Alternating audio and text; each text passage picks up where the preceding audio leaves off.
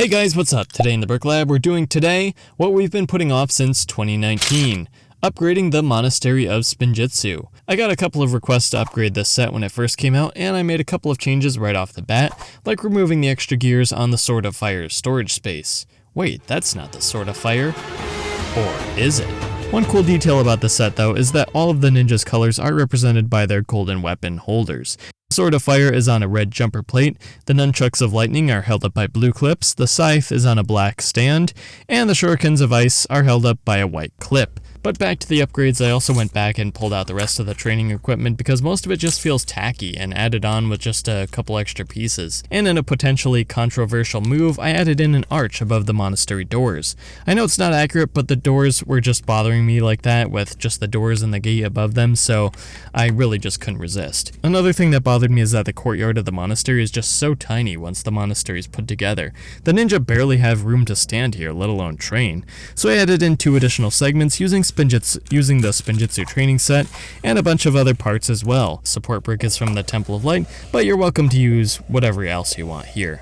And just like the arch above the gates, it's not very accurate, but it makes the walls a lot more interesting and adds extra features to the monastery.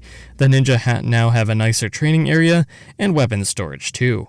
Plus, I've used these 2 as background segments for several Instagram posts over the years. I've also had to mod the monastery building and the front wall to add the connection points for the wall segments, but it wasn't too difficult, and the chicken catapult function is still intact.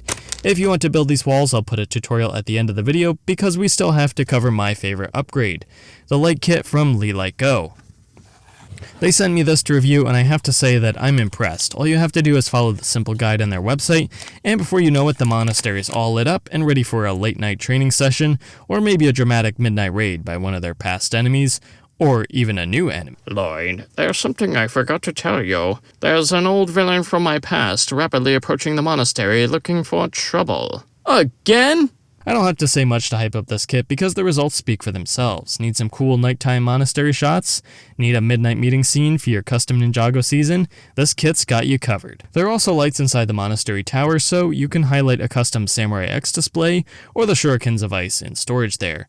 If you want to buy this kit, feel free to use my affiliate link in the description below. I'll earn a small commission and it'll help support future videos on this channel. But now let's get to the tutorial. There's a part list in the description, so let's get building.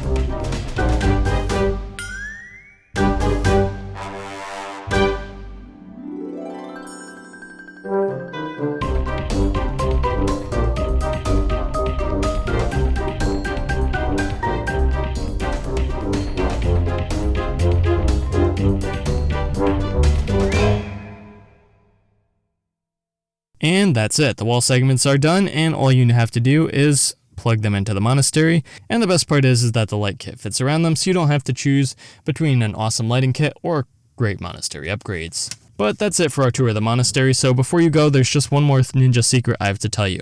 Next year, there's... Alright, that is it for now. Don't forget to like, comment, share, subscribe, do all that other good stuff, and we will see you next time.